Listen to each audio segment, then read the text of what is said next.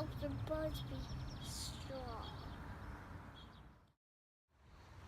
Hi everyone, I am hanging out with my garden boxes, hanging out in my fairy outfit today with the garden. Wearing this, one of my favorite shirts. I got it in Maine. It says intention. And my intention for this video is to share my enthusiasm for the garden. I believe the garden is the most sacred place that we could spend our time being in. My favorite place on earth to be is in the garden, and I love showing and sharing with children the magic of the seed, that the intelligence of every plant is inside that seed. There's nothing more sacred than the inner world, and other than that, in the outer world, to me, the most sacred place on earth is in a garden.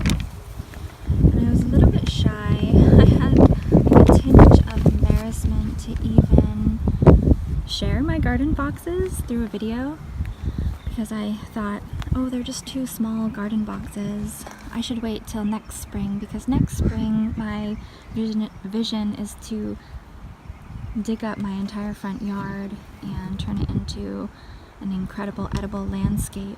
And I was like, I'll wait till then. But I'm not gonna wait, because I was like, my garden is beautiful. It's a beautiful urban garden box garden.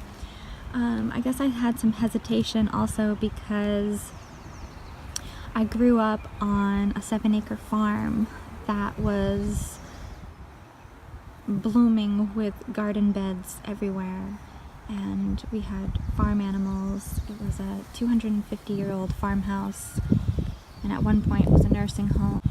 But my dad sold it when I was 22, and I still have some sorrow inside myself around that. And I feel like ever since then I've been trying to return to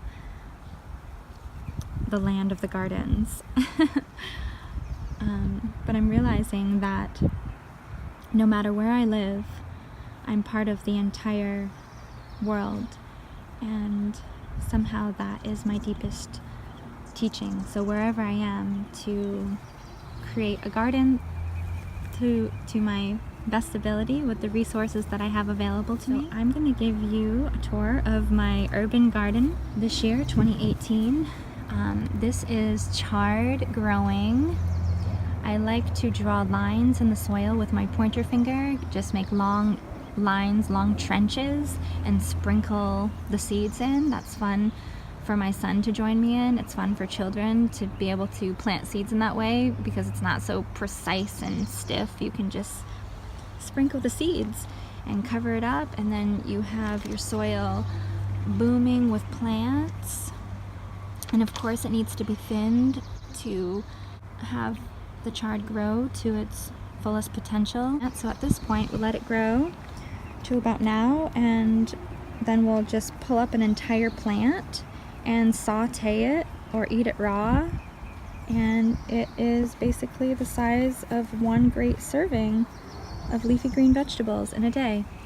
And this is a tomato plant growing here that planted itself from a few of the leftover rotting tomatoes left behind on last year's tomato plants, and I buried those tomatoes whole in the ground, and that sprouted.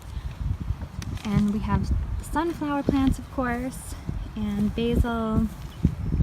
That's another tomato plant that sprouted in that same way from just a buried tomato.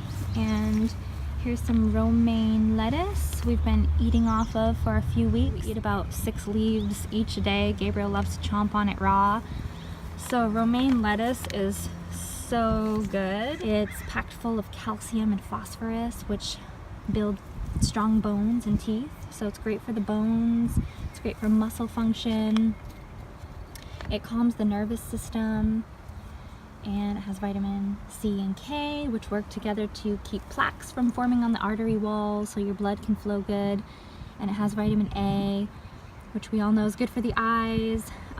It's really vital for health. It supports cell growth, reproductive health, and it's good for the heart and the kidneys and the lungs. It has B1, B2, B6, has omega-3 fatty acids, copper, iron, potassium, magnesium. It's so good.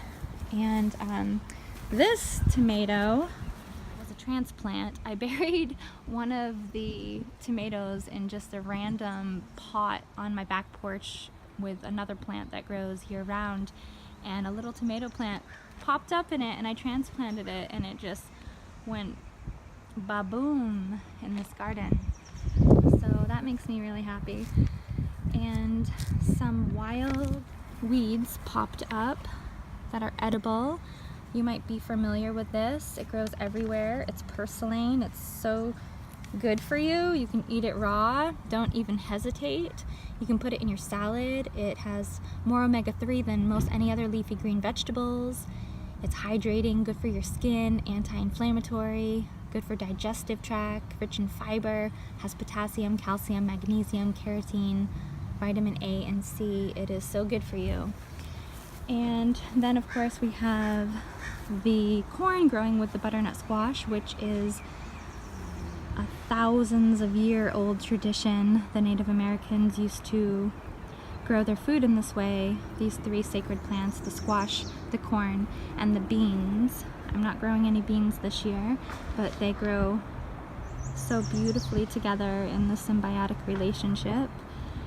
So that is what we have going on here, and it is such magic to share gardening with my son and with children, to show them dried up seeds that you can plant in rich soil and give pure water, and in the right environment, the intelligence that is in each seed grows and manifests all this material that's so beautiful that we can eat.